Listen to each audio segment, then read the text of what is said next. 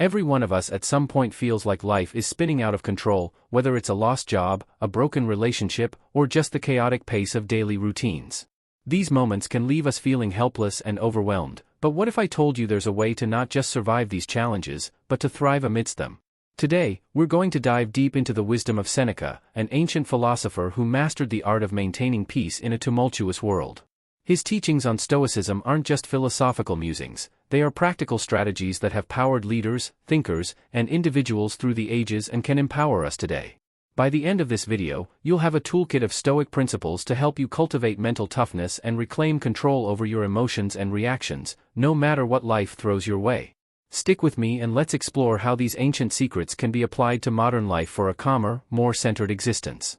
If you appreciate what we're doing here and want to support the channel, a simple free favor I'll ask from you is to hit the subscribe button.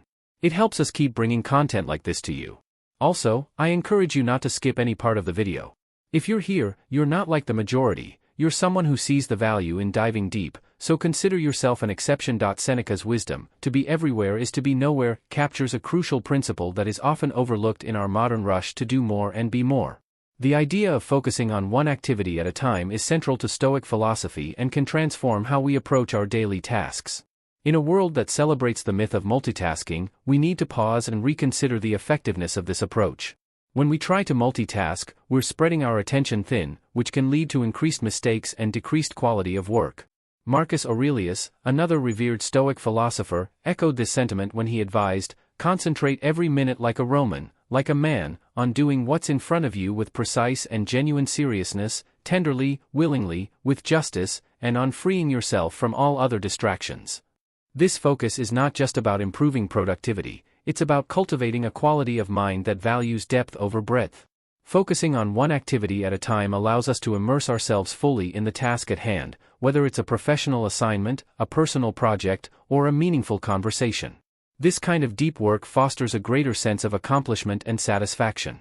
Plato might argue that this singular focus helps us access a higher form of beauty and truth in our work, as it allows us to give our best effort and to create something that resonates with the ideals of goodness and excellence. Moreover, the psychological benefits of focusing on one task at a time are significant. It reduces the cognitive load on our brains, minimizing stress, and enhancing our decision-making capabilities. Aristotle, who valued the development of virtues through habitual right action, would likely support this practice as a way to develop the virtue of temperance or self-control, helping us regulate our desire for distraction and immediate gratification. In practicing this focused approach, we not only follow the footsteps of Stoic philosophers but also align with the teachings of modern psychology, which suggests that our brains are not wired to handle multiple complex tasks simultaneously. The quality of our work and our life improves when we give our full attention to one thing at a time. Socrates' method of deep inquiry and dialogue, focusing intensely on one subject to the exclusion of all else, exemplifies how powerful this method can be. Embracing this Stoic principle doesn't just make us more productive, it makes us more thoughtful, peaceful, and balanced individuals. It is a rejection of the chaos of modern multitasking and an embrace of a more deliberate and purposeful mode of being. As we practice this, we might find that not only do our results improve, but so does our overall well-being. Seneca's insight, "All the greatest torments are the result of an undisciplined mind," reveals a profound truth about human nature. Our unchecked impulses can be the source of immense emotional turmoil and suffering. Stoicism, which emphasizes the importance of self-control and rational thinking, provides us with a framework to address this challenge. Rather than suppressing our emotions, which is neither healthy nor sustainable, Stoicism teaches us to understand and manage them. The process of managing our impulses begins with self-awareness. Epictetus, another Stoic philosopher, famously said, "No man is free who is not master of himself." This statement highlights the necessity of self-mastery in achieving true freedom and happiness. By becoming more aware of our impulses and the triggers that set them off, we are better equipped to handle them rationally. This doesn't mean denying our feelings but understanding them deeply enough that we can respond in ways that align with our long-term goals and values. In the realm of philosophy, Aristotle also spoke about the importance of moderating our impulses through the development of virtues. He believed that virtue lies in finding the balance between excess and deficiency, a concept known as the golden mean.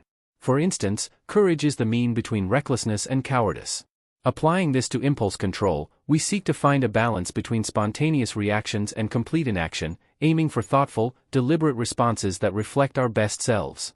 Moreover, practicing philosophy as a guide to controlling our impulses involves cultivating rational thought as a habit. Marcus Aurelius, in his Meditations, often reflected on the importance of aligning thoughts with rational and virtuous principles. He wrote, "You have power over your mind, not outside events. Realize this, and you will find strength." This perspective encourages us to focus on our internal responses rather than external provocations, thereby gaining greater control over our impulses. By critically examining our impulses with the aid of philosophical wisdom, we can begin to make choices that are not dictated by fleeting emotions but are the result of careful thought and reflection. This practice not only strengthens our mental fortitude but also helps us live more harmoniously with our values. It leads to a life where decisions are made not in the heat of the moment but with a clear, composed mind. The Stoic approach to impulse control is about cultivating an inner dialogue that constantly questions and assesses our instinctive reactions. It is about making philosophy not just a subject we study, but a way we live our lives, allowing us to rise above immediate gratifications and achieve a deeper sense of satisfaction and purpose.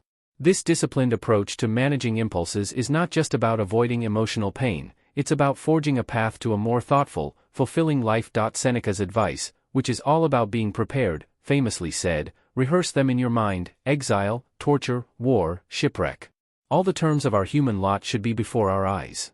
This advice might sound a bit dramatic at first. After all, not all of us are navigating the high seas or entering battle. But what Seneca is getting at here is the concept of mental preparation for life's inevitable challenges, a cornerstone of Stoic resilience. Stoicism teaches us to anticipate and mentally rehearse for the worst, not to fill us with dread, but to diminish the shock and pain when difficulties do occur. This practice is known as premeditatio malorum, or the premeditation of evils. It's about visualizing the most challenging scenarios, not to worry obsessively, but to be emotionally and mentally equipped when life throws its curveballs. Think about it this way: athletes practice under tough conditions to prepare for the strain of actual competition. Similarly, by mentally rehearsing challenging situations, we train our minds to handle stress and adversity with less panic and more poise. This Stoic practice helps us appreciate our current state. When we realize how much worse things could be, our everyday problems seem less overwhelming. Applying this Stoicism doesn't mean living in constant anxiety about what could go wrong. Rather, it's about having a realistic acknowledgement of potential negative outcomes. For example, if you're worried about job security, instead of spiraling into fear, you could start preparing by updating your resume, enhancing your skills, or even exploring alternate career paths.